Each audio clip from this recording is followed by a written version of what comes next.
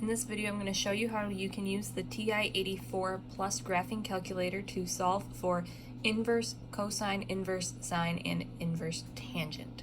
So a lot of this works similarly to the cosine, sine, and tangent functions, where you still need to make sure that your calculator is in the degree mode, which mine is, so I'm going to leave it.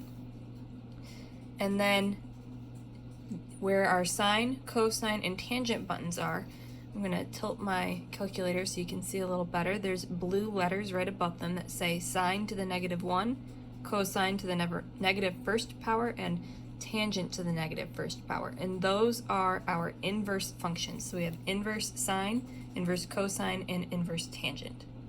In our first example, we have cosine, our inverse cosine of 0.87. So I'm going to hit the second key. Then I'm going to hit the cosine button, which is selecting where these blue letters are, the inverse cosine function.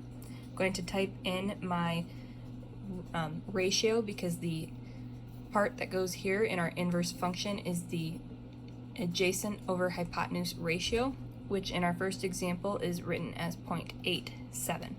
We're going to close the parentheses and then hit enter. And that tells me that the angle that I was solving for is going to be about 29.5 degrees.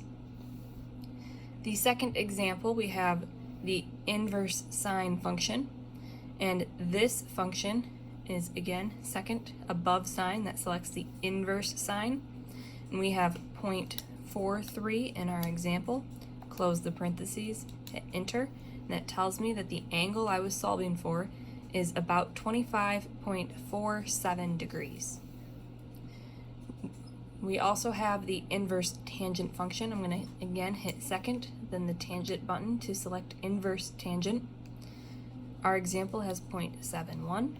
We're going to close the parentheses, hit enter, and that tells me that my angle is about 35.37 degrees.